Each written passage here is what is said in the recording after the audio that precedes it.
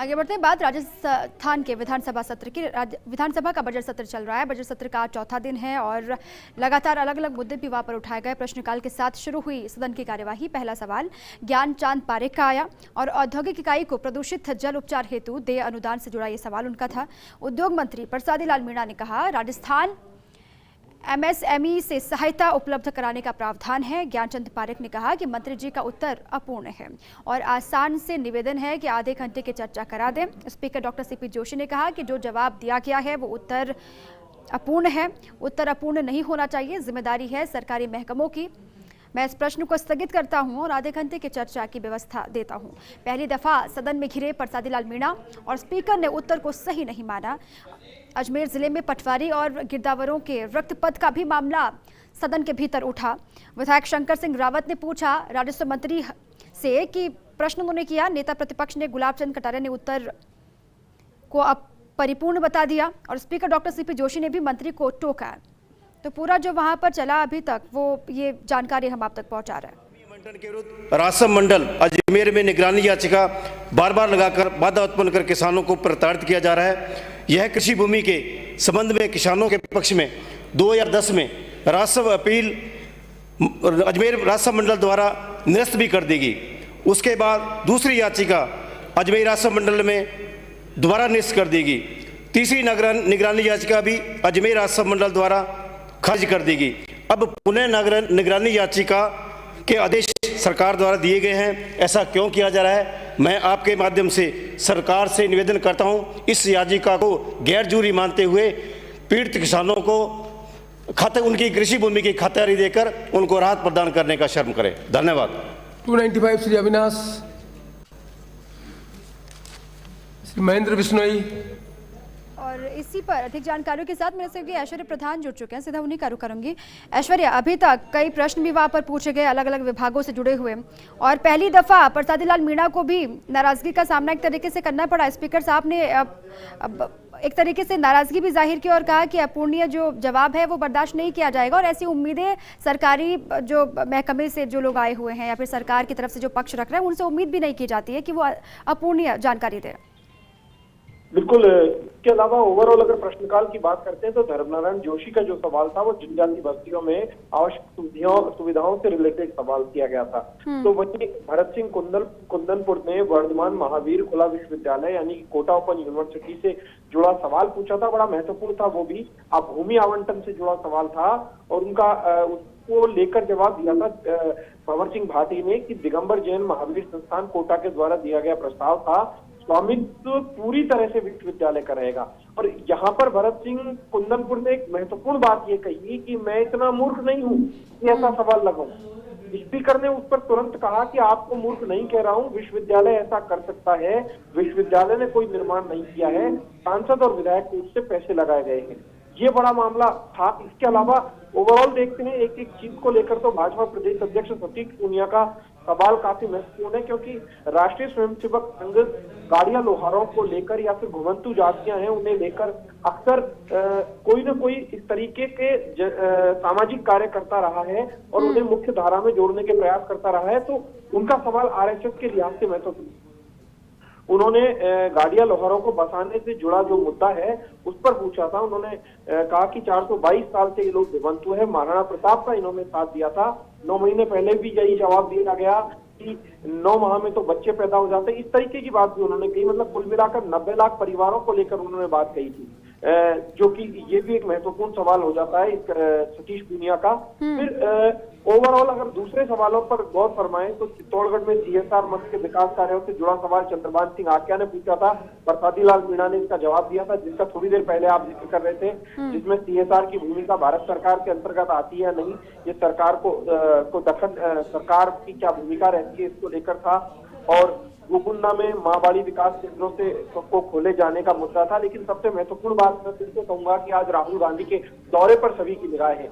राहुल गांधी का दौरे को लेकर कांग्रेस खेमे में तो उत्साह है ही, भारतीय जनता पार्टी ये जानना चाहती है कि राहुल गांधी की रैली किस तरीके से सफल रही है या असफल रही है, या बहुत ज्यादा भीड़ आई है, किसानों का कितना साथ मिला है। ये तमाम चीजें बीजेपी भी जानना चाहती है। राजेंद्र राठौड़ अभी थोड़ी देर पहले उन्होंने एक प्रश्न किया अलवर जिले की, जिसमें कि अलवर जिले के एक मंडावर के विधायक को धमकियां दी जाती रही है। मुंडावर के जो विधायक है उसको लेकर उन्होंने अभी बात कही है। राजेंद्र राठौड़ ने उन्होंने मुद्दा उठाया है, जिसमें हिंडौन विधायक पर फायर हो जाने के मुद्दे को लेकर भी वो बोले हैं।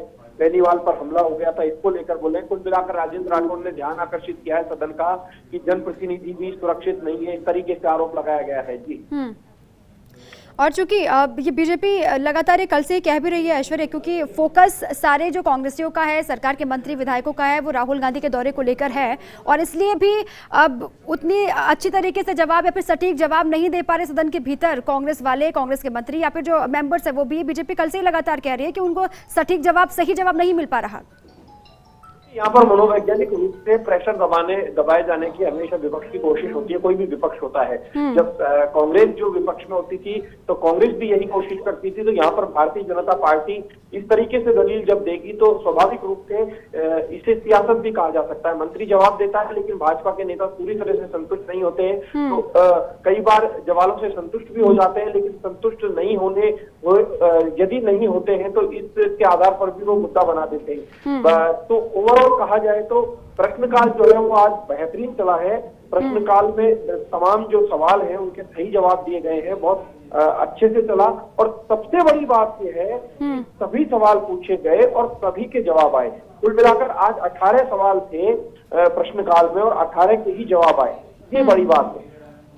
और ऐश्वर्या, राजेंद्र राठौड़ भी आज काफी आक्रामक अंदाज में दिखाई दिए जब सवाल पूछ रहे थे, वो अलवर की बात हो या फिर उन्होंने मंडावर को लेकर भी बातें कही। देखिए, राजेंद्र राठौड़ आक्रामक इसलिए थे कि राजेंद्र राठौड़ हमेशा मुद्दों के आधार पर बोलते हैं और काफी तैयारी करके आते हैं और सबसे मंझे हुए पॉलिटिशियंस में से एक माने जाते हैं। यदि मुख्यमंत्री तो सदन के नेता हैं, उनसे परे अगर दूसरे नेताओं की बात करें तो सत्ता पक्ष में शांति धारीवाल बहुत ही तजुर्बे वाले नेता हैं, तो दूसरी तरफ गुलाब चंद कटारिया और राजेंद्र राठौड़ को सर्वाधिक तजुर्बा सदन का है। तो राजेंद्र राठौड़ ने एक बड़ा सवाल बड़ा मुद्दा यही उठाया कि दलगत व्यवस्था से ऊपर प्रश्न कर रहा हूं, ये उन्होंने कहा। और उन्होंने बाद में कहा कि अलवर जिले के सदस्य की कार को नुकसान पहुंचा, मंडावर विधायक को धमकियां दी जा रही है। यानी मंजीत धर्मपाल चौधरी, कभी धर्मपाल चौधरी इनके मित्र हुआ करते थे राजेंद्र राठौड़ के, जिनका बेटा मंजीत चौधरी जो है वो विधायक बने हैं, तो उनको लेकर उनको धमकियां मिली है। उसको लेकर उन्होंने कहा कि उनके घर की बदमाशों ने रेकी की है। हिंडौन विधायक पर फायर हो जाता है, यानी भरोसीलाल जाटव पर फायर की बात उन्होंने कही। सांसद बेनीवाल पर हमले की बात उन्होंने कही। यहाँ पर उन्होंने दलगत राजनीति से ऊपर उठे और आरएलपी को लेकर आरएलपी का साथ दिया यहाँ पर उन्होंने। और उन्होंने तारानगर का मुद्दा उठाया कि तारानगर में भी ऐसा हुआ, इस तरीके के उन्होंने मामले उठाए हैं। तो उन्होंने कहा कि अलवर के विधायक को मिलनी चाहिए। संजय शर्मा जो है उनके घर की रेकी की जा रही है, ये मुद्दा उन्होंने उठाया है और उनकी सुरक्षा को लेकर उन्होंने मांग की है। क्योंकि अलवर की जो सियासत है, अलवर में मेवात क्षेत्र एक बड़ा क्षेत्र है, वहां की राजनीति भी बिल्कुल डिफरेंट है। एक तरफ आरएसएस अपना काम करता है, आरएसएस के अनुषंगिक संगठन अपना काम करते हैं, भारतीय जनता पार्टी जो है वो कई मुद्दे उठाती है। तो ऐसे में स्वाभाविक तौर पर संजय शर्मा की जान को भी खतरा हो सकता है, ये मुद्दा उन्होंने उठाया है। तो ओवरऑल उन्होंने सभी जनप्रतिनिधियों के लिए बात की है। उन्होंने भरोसीलाल जाटव की बात कही है, उन्होंने आरएलपी विधायक की भी बात कही है। भरोसीलाल जाटव कांग्रेस के हैं, तो उन्होंने जनप्रतिनिधियों की सुरक्षा का मुद्दा सदन में उठाकर दलगत राजनीति से ऊपर उठने की एक सियासी तस्वीर पेश करने की कोशिश की। बिल्कुल ऐश्वर्या, किसानों का मुद्दा उठेगा, ये शुरुआत से आप भी कह रहे थे, ये चल भी रहा था कि कल भी किसानों के मुद्दे पर हंगामा हुआ, आज भी किसानों का मुद्दा उठेगा, क्योंकि किसानों के मसले पर ही राहुल गांधी राजस्थान में भी हैं। इसके अलावा महिलाओं का मुद्दा भी आज वहां पर उठाया गया, महिला सुरक्षा को लेकर भी, और लॉ एंड ऑर्डर को लेकर भी सरकार को घेरने की पूरी कोशिश विपक्ष ने आज की है। देखिए, यहाँ पर विधानसभा के अंदर प्रश्नकाल है, प्रश्नकाल के अलावा सदन का ध्यान भी आकर्षित किया जा रहा है शून्यकाल में, शून्यकाल भी अभी चल रहा है। लेकिन इनसे परे विधानसभा के बाहर भी मीडिया से जब ये मुखातिब होते हैं तमाम लीडर्स, तो आज इनके निशाने पर फिर से भारतीय जनता पार्टी के निशाने पर राहुल गांधी होंगे। तो सत्ता पक्ष जो है वो लगातार राहुल गांधी की रैलियों को मिल रही सफलता, इस तरीके की बात कहकर राहुल गांधी की रैलियों को बड़ी सफलता मिल रही है, ये वो बात कही जाएगी सत्ता पक्ष की तरफ से। जिस तरीके से शांति धारीवाल ने आज आते ही एक ऐसा बयान दिया वो सर्वाधिक चर्चाओं में रहने वाला है। शांति धारीवाल बोलकर गए कि राहुल गांधी की रैली सफल रही है, हजारों की संख्या में ट्रैक्टर आए थे। भारतीय जनता पार्टी के नेताओं को क्या सपना आता है क्या कि वो हमारी लोगों की भीड़ को भीड़ ही नहीं मानते हैं। तो साथ में उन्होंने शांति धारीवाल जिस अंदाज के लिए जाने जाते हैं उसी अंदाज में निशाना साधा मदन दिलावर पर। उन्हीं के क्षेत्र से हैं, हाड़ौती क्षेत्र से आते हैं। उन्होंने कहा कि आरएसएस चरित्र निर्माण संस्था है तो फिर मदन दिलावर जैसे चरित्र जो है वो आरएसएस पैदा करता है क्या। इस तरीके का बयान देकर उन्होंने आज फिर से सियासी हलकाओं में चर्चाएं तेज कर दी है, क्योंकि वो कोई ना कोई ऐसा बयान देते हैं जिसकी चर्चा दूर तक जाती है। और साथ ही कल भी ऐश्वर्या सतीश पूनिया को हमने सुना था, क्योंकि जब पहले विधानसभा के चुनाव के वक्त राहुल गांधी पहुंचे थे यहाँ राजस्थान, तो किसानों से जो वादा किया गया था कर्ज माफी का, उसको लेकर भी सतीश पूनिया ने कल कहा था कि कर्ज माफी के मुद्दे पर राहुल गांधी को स्पष्टीकरण देना चाहिए। वो मुद्दा भी जोर शोर से एक बार फिर से उठाया जाएगा। देखिए, किसानों के मुद्दे के आधार पर किसानों वाला ही मुद्दा उठाकर भारतीय जनता पार्टी शुरू से घेरती रही है। तो विधानसभा में पहली बार नहीं है। जब भारतीय जनता पार्टी विपक्ष में आई उसके बाद से ही 10 दिन होना तो स्वाभाविक सी बात है। भारतीय जनता पार्टी ने तभी ये मुद्दा उठाना शुरू कर दिया था कि 10 दिन बीत गए हैं, किसानों की कर्ज माफी करो। तो दूसरी तरफ सरकार ने एक प्रोसेस के थ्रू जिन किसानों के कर्ज माफ किए उनका जिक्र भी किया, उनकी संख्या भी बताई गई। लेकिन भारतीय जनता पार्टी जो है उनका आरोप था कि 1, 2, 3, 4, 5 यानी 10 दिन में कर्ज माफी होनी थी, किसानों के कर्ज माफ नहीं हुए। तो उस आधार पर यहाँ पर घेरने की कोशिश इसलिए भी कर रही है क्योंकि अब पूरे देश भर में किसानों का आंदोलन चल रहा है। तो उसी बयान का जिक्र करेंगे, क्योंकि सतीश पूनिया का कल का एक ट्वीट बड़ा महत्वपूर्ण था। मैं बता दूं कि उस ट्वीट में एक सैटायर किया गया था, एक व्यंग था। व्यंग में दिखाया गया था माधुरी दीक्षित का गाना 1, 2, 3 तेजाब फिल्म का जो गाना था माधुरी दीक्षित पर फिल्माया गया था।